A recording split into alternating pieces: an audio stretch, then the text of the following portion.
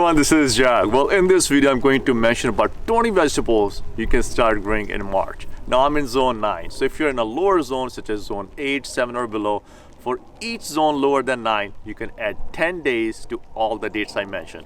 And if you're in southern hemisphere, you can add 6 months and watch the September video, which I'll link in the description as well. So without taking any more time, let's get started. Now, the very first one is my favorite, and that's sweet potatoes. Now you can start growing sweet potato slips in March, and sweet potato slips are really easy to grow. All you do is take a sweet potato, submerge it halfway in water, and then the slips will start to emerge from the sweet potatoes and they will form roots. You can plant sweet potato slips outside in your garden about 2 weeks after your last frost date. So I plant these outside in April, and these take about 4 to 6 weeks to grow. So it's perfect time in March to start growing your sweet potato slips.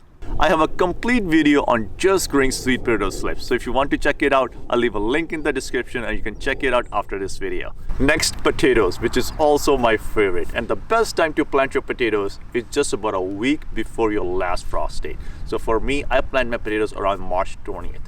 So for every zone lower, you will add 10 more days. For example, for zone 7, you'll be adding 20 days, so you'll be planting your potatoes around April 10th to April 20th or 30th, so right around that time period. If your potato is the size of an egg or smaller, plant the whole potato. Make sure you only have 1 to 2 eyes on potatoes. So you have lots of eyes, it will create a lot more plants, and the potatoes will be much smaller. You'll get a lot more potatoes, but very small potatoes. But if you keep only 1 or 2 eyes on your potatoes, you'll get fewer potatoes, but very large potatoes. I have a separate video on the experiment that I conducted on this, and you can check out the results as well. Now, if the potatoes that you're planting are bigger than the size of an egg, you can cut the potatoes in half or even quarters depending on the size of the potato. If you do cut the potato, make sure the scar heals up very nicely. It takes about a week for the scars to heal up, and then you can plant potatoes directly in your garden. When you're planting your potatoes, make sure you plant them at least 4 to 6 inches deep and they are at least 12 inches apart.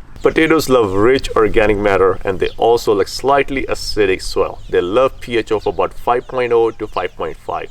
To lower the pH level of your soil, you can use elemental sulfur, and you can also use vinegar mixed with water to water your soil as well to lower the pH. Now, at the time of planting potatoes, I use very well balanced organic slow release fertilizer, and I also use iron phosphate because that gets rid of earwigs. Earwigs can eat the leaves of potato plants, so it actually helps a lot to add iron phosphate in your soil, and they'll get rid of earwigs and your plants will be safe. I have a separate video on everything you need to know on how to plant potatoes, so check that out if you're interested. You can harvest potatoes 3 months after planting, and potatoes are a lot of fun to grow. You can also grow potatoes in containers.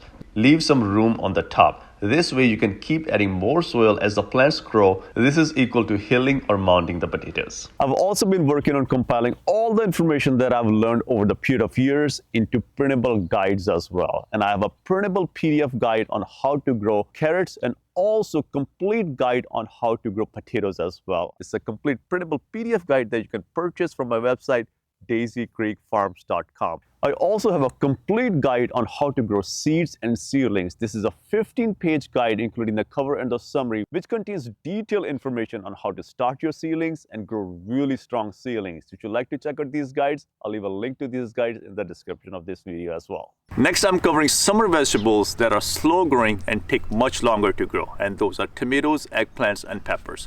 Now, I start my tomatoes, eggplants, and peppers from seed indoors in February because my last frost date in March, and they'll be ready to plant outside towards the end of March. However, if you're in zone 7 and below, March is the perfect time to start growing your tomatoes, eggplants, and peppers indoors. Now, if you're in zone 9, 10 or above, it's still not too late to start growing your tomatoes, eggplants, and peppers and other summer vegetables. So you can still start those in March. Tomato varieties are also determinate and indeterminate. Now, the determinate varieties produce all at once, while indeterminate keep producing all the way until your first frost.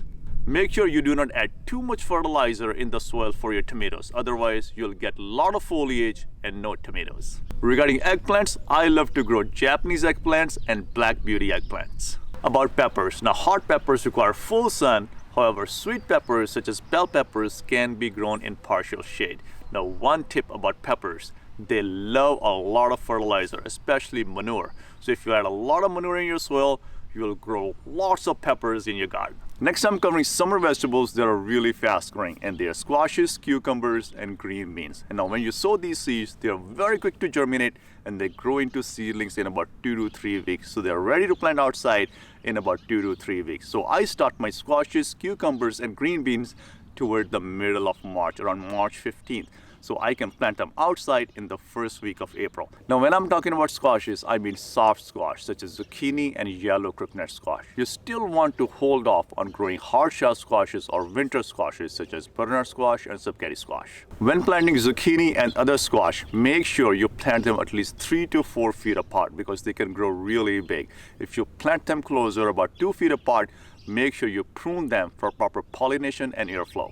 Now many gardeners have trouble with cucumbers growing bitter, and that has to do with watering. You have to provide consistent and frequent watering to your cucumbers. So watering every day in the morning works really well to grow nice cucumbers that are not bitter. You can also grow Armenian cucumbers, which are actually melons but not cucumbers. They actually taste like cucumbers, but they are melons. But I hold off on growing my melons in April. The spacing between green beans is about 3 to 4 inches apart, which is really close. So what I do is I plant my seeds in a rain gutter and I let my green beans grow in a rain gutter so I can transplant the entire contents of rain gutter right into my garden. This way I don't have to individually plant green beans every 3 to 4 inches. Now you can also apply these techniques on peas and cilantro because cilantro does not like transplanting, and this technique does not introduce any transplant shock. Next up, leafy greens. Now you can sow the seeds of lettuce, Swiss chard, and spinach in March and start growing them indoors. Now lettuce is perfect to grow in March. You can start growing the seedlings of lettuce in March and then plant them outside after the danger of frost is over. Lettuce loves cool weather and it grows really well between 55 degrees Fahrenheit to 75 degrees Fahrenheit, which is 12 degrees Celsius to 24 degrees Celsius.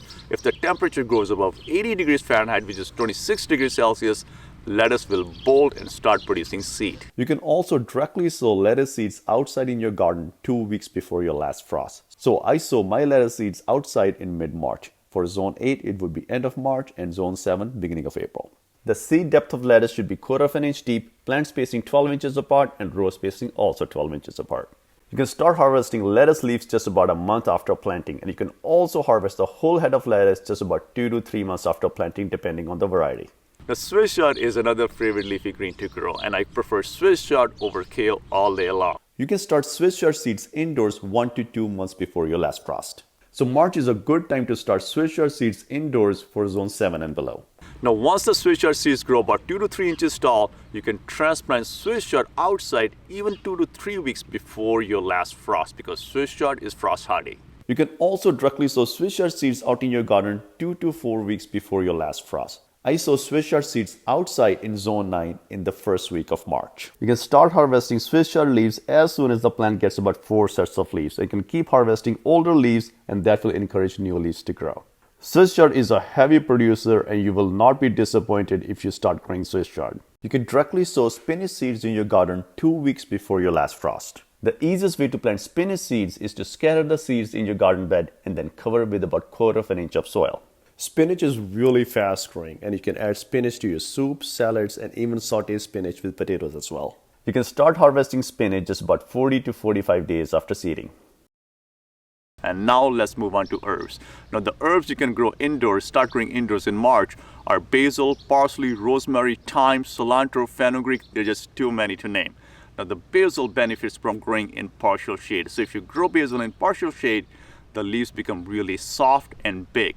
If you grow them in full sun, the leaves become very tough and small. When growing cilantro, split the seeds of cilantro and your germination rate will be much quicker. Now cilantro also loves temperature below 80 degrees Fahrenheit and you can keep harvesting cilantro leaves as cilantro is growing. About fenugreek, soak the seeds of fenugreek in water for 24 hours before planting and you'll get really good germination rate. And you can also apply this technique of soaking the seeds on other vegetables as well. Next up, onions. Now you can grow your onions from seeds or sets. The cheapest way to grow your onions is from seeds. You can fill your tray with growing medium and then sprinkle some onion seeds on top and then add about 1/4 of an inch to 1/2 an inch of growing medium on top of the seeds.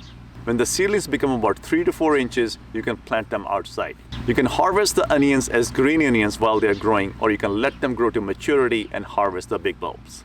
Next up, root vegetables. Now you can directly see root vegetables in your garden in March depending on your zone. So I start my root vegetables towards the middle of March. And the root vegetables you can grow are radish, carrot, beets, and turnips. While carrots and beets take about 3 months to harvest, turnips are ready in about 2 months, and radish you can start harvesting after just 1 month.